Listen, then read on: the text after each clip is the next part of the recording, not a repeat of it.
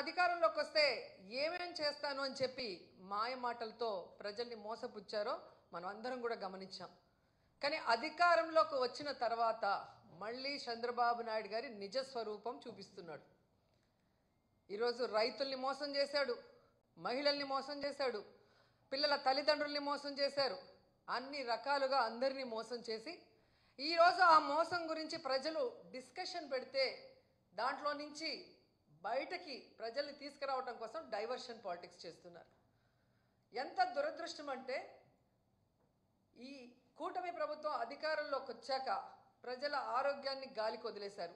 ఆరోగ్యశ్రీని ఏ విధంగా నిధులు ఇవ్వకుండా పొమ్మనకుండా పొగబెట్టినట్టు ఈరోజు హాస్పిటల్స్ ఆరోగ్యశ్రీ కింద చేయడానికి సుముఖంగా లేకుండా చేసింది ప్రభుత్వం కాదా? అలాగే అమ్మఒడిని ఎగ్గొట్టి ఈరోజు పేద పిల్లల్ని చదువుకు దూరం చేస్తున్నది వీళ్ళు కాదా? అలాగే రైతులకి అండగా నిలబడాల్సిన ప్రభుత్వం రైతుల వెన్నెముకలు విరుస్తూ వాళ్ళకి ఇవ్వాల్సినది ప్రామిస్ చేసి కూడా ఇవ్వకుండా మోసం చేసింది నిజం కాదా అని అడుగుతున్నా. ఇవన్నీ ఒక ఎత్తు అయితే ఈరోజు రాష్ట్రంలో అవినీతి ఎంత విచ్చలవిడిగా జరుగుతుందో అందరూ కళ్ళారా చూస్తున్నారు. అది ఇసుక కానీ, అది మైనింగ్ కానీ, ల్యాండ్స్ కానీ, ఏది చూసినా లిక్కర్ కానీ విచ్చలవిడిగా వాళ్ళు దోపిడీకి అవినీతికి తెరలేపి వాటి మీద ప్రజలు దృష్టి పెట్టకుండా ఈరోజు తప్పుడు సాక్ష్యాలతో బురద చల్లుతూ కొంతమందిని టార్గెట్ చేసి ఎలా అరెస్ట్ చేస్తున్నారో మనం కళ్ళారా చూస్తున్నాం. నిజంగా ఇది ఎంత సిగ్గుచేటో ఒకసారి అందరూ కూడా ఆలోచించాలి. ఈరోజు ఇంటెలిజెన్స్ చీఫ్గా పనిచేసిన పిఎస్ఆర్ ఆంజనేయులు గారిని అరెస్ట్ చేసి తీసుకురావడం చూస్తుంటే డైవర్షన్ డర్టీ పాలిటిక్స్కి పరాకాష్ట. అంటే ఈ కూటమి ప్రభుత్వం ఎంత దిగజారిపోయిందో ఇక్కడ స్పష్టంగా అర్థమవుతుంది.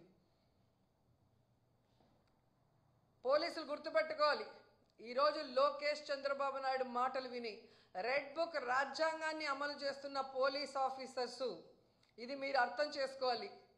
తప్పు చేయని ఆంజనేయులు గారిని ఈ విధంగా అరెస్ట్ చేసి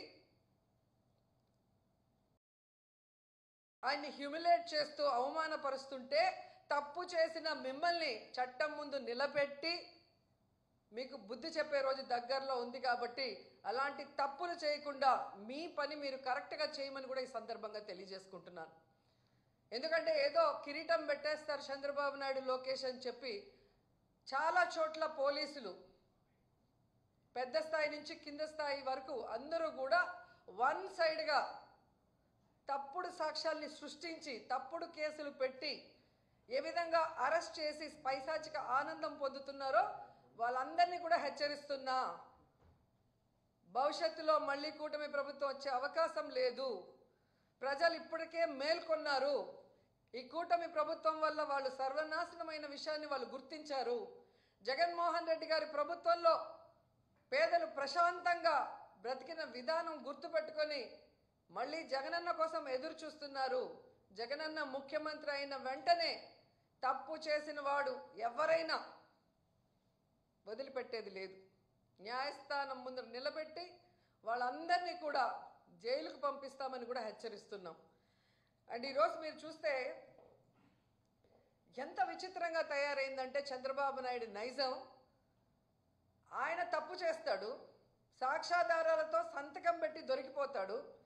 డొల్ల కంపెనీల్లో కంపెనీ అనేదే ఉండదు, కొత్తగా ఒకటి సృష్టించి దాంట్లో డబ్బులు ట్రాన్స్ఫర్ చేసి దాన్ని ఎలా వాళ్ళ అకౌంట్లోకి తెచ్చారో అన్నీ కూడా క్లియర్ కట్గా దొరికిపోయాయి. స్కిల్ డెవలప్మెంట్ స్కామ్లో ఈడీ కూడా కొంతమందిని అరెస్ట్ చేసింది. కొంతమంది ఆస్తుల్ని అటాచ్ చేసి అవినీతి జరిగింది అని ప్రూవ్ కూడా చేసిన తర్వాత నాకు కన్ను బాగలేదు, ముక్కు బాగలేదు, కిడ్నీ బాగలేదు, వయసు అయిపోయిందని దొంగ తిరుగుడు చెప్పి బెయిల్ తీసుకొని బయటకు వచ్చి ఏదో తాను తప్పు చేయనట్టుగా ఆ కేసుని ముందుకు నడిపించకుండా ఎలా ఆపేశాడో అందరూ చూశారు. నీకు దమ్ము ధైర్యం ఉంటే ముఖ్యమంత్రి సిబిఎన్ గారు మీకే చెప్తున్నా, స్కిల్ డెవలప్మెంట్ స్కామ్లో మీ మీద పెట్టిన కేసులో మీరు ఎలా సంతకాలు పెట్టి డబ్బును దోచుకున్నారు ఈ ప్రభుత్వంలో అనేది ఈడీ కూడా ఓకే చేసింది. దాన్ని ఎందుకు సిఐడి విచారణ ముందుకు నడవనీయకుండా ఆపేశారు? దమ్ముంటే స్కిల్ డెవలప్మెంట్ మీద మీరు విచారణ చేయించుకోండి. మీ వల్ల కాకపోతే సిబిఐకి అప్పచెప్పండి. అలాగే మీరు చూస్తే ఫైబర్ నెట్ కేసులో ఎందుకు మీరు విచారణను ఆపేశారని అడుగుతున్నా. ఈరోజు ఏదో ఆంజనేయులు గారి మీద ఒక కేసో లేదా మిథున్ రెడ్డి గారి మీద ఒక దొంగ సాక్ష్యాలతో ఒక కేసో పెట్టి భయభ్రాంతులకి గురి చేయాలంటే ఎవరు భయపడే ప్రసక్తి లేదు. ఎందుకంటే మేము తప్పు చేయలేదు కాబట్టి ఎవరికి భయపడాల్సిన అవసరం లేదు. మీరు దొంగ సాక్ష్యాలతో ఎన్ని కేసులు పెట్టినా మేము న్యాయపరంగా పోరాడి బయటికి వస్తాం. కానీ మీ మీద కేసులు విచారణ జరిగితే మీరు పర్మనెంట్గా జైలుకి వెళ్తారన్న సంగతి మీకు తెలుసు. అందుకే అడుగుతున్నా, దమ్ముంటే దొంగ కేసులు పెట్టి మీ పచ్చ ఛానళ్లలో దుమ్మెత్తిపోయటం కాదు, స్కిల్ డెవలప్మెంట్ స్కామ్ మీద, ఫైబర్ నెట్ స్కామ్ మీద విచారణ జరిపించండి. మీకు ఆ దమ్ము లేకపోతే సిబిఐకి అప్పచెప్పండి అని కూడా డిమాండ్ చేస్తున్నాం. అసలు చంద్రబాబు నాయుడు అనే వ్యక్తి సంతకానికి విలువ లేదు అని ఇప్పుడు 4వ ముఖ్యమంత్రి అయినప్పుడు కూడా తెలుస్తోంది. ఏడాది అవుతుంది. ఈ ఏడాదిలో ఆయన పెట్టిన మొదటి సంతకం ఇంతవరకు అమలైందని నేను అడుగుతున్నా. ఇంతకన్నా సిగ్గుచేటు ఇంకేమైనా ఉందా? అదే వైఎస్ఆర్ గారు కానీ జగన్ గారు కానీ ఒక సంతకం పెడితే ఆ రోజు నుంచి అమల్లోకి వస్తుంది. అది